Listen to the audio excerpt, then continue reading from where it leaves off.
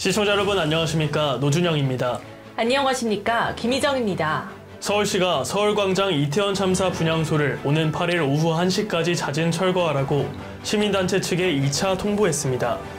네, 하지만 12구 이태원 참사 시민대책회의와 유가족은 서울시 직원이 전달한 개고서를 읽지도 않은 채 뒤집어 찢었다고 합니다.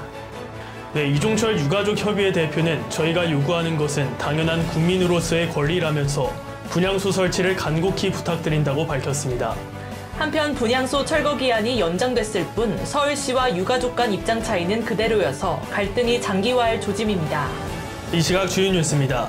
김영우 안철수 캠프 선대위 위원장이 최근 제기된 안 의원의 당대표 철수 가능성에 대해 철수 가능성은 절대 없다고 밝혔습니다. 그는 지금 가장 잘 나가는 후보인데 여기서 왜 갑자기 드롭하냐며 그건 우리 머릿속에 아예 없는 일이라고 강조했습니다. 한동훈 법무부 장관과 정청래 더불어민주당 의원이 지난 6일 대정부 질문에서 윤석열 대통령 부인 김건희 여사의 도이치모터스 주가 조작 의혹 사건 등을 둘러싸고 설전을 벌였습니다. 김 여사의 도이치모터스 주가 조작 의혹 사건에 대해 정 의원이 왜 수사를 안 하는 거냐고 묻자 한 장관은 그건 지난 정부에서 고발한 거다. 민주당에서 선택한 수사팀에서 수사 지휘권 발동하면서 집중적으로 2년간 수사했다. 그럼 그때 왜 기소 안 했느냐고 되받아쳤습니다. 금융위원회가 간편결제 서비스 애플페이의 국내 도입이 가능하다는 해석을 내린 가운데 이르면 3월부터 국내 서비스가 개시될 것으로 보입니다. 더욱이 금융당국 승인 과정에서 현대카드가 독점 계약을 포기하면서 카드사 삼성페이와 경쟁이 뜨거워질 전망입니다.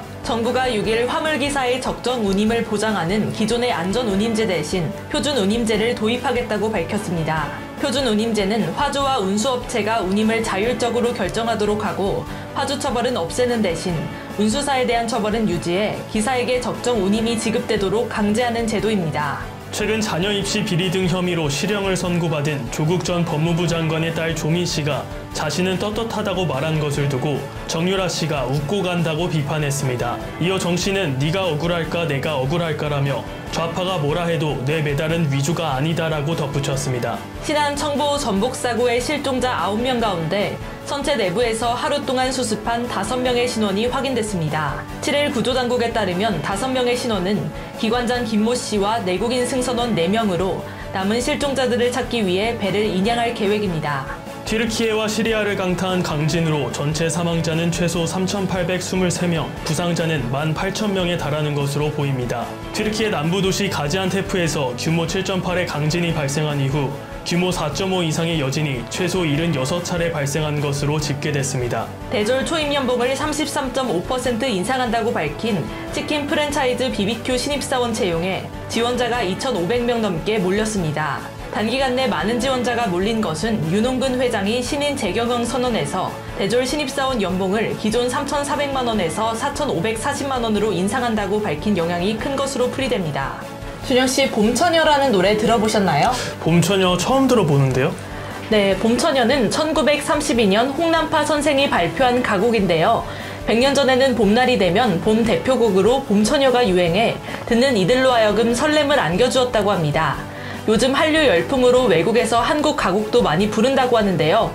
최근에는 미국인 성악가 잭 모린이 한국 가곡 발표회에서 봄처녀 노래를 부르기도 했다고 합니다. 그렇군요. 아름다운 우리나라의 가곡 봄처녀. 저도 이번 봄엔 벚꽃 엔딩 대신 봄처녀를 한번 들어봐야겠습니다. 네, 이 시각 주요 뉴스였습니다. 구독과 좋아요를 눌러주시면 더 좋은 뉴스로 보답하겠습니다. 지금까지 노준영, 김희정이었습니다.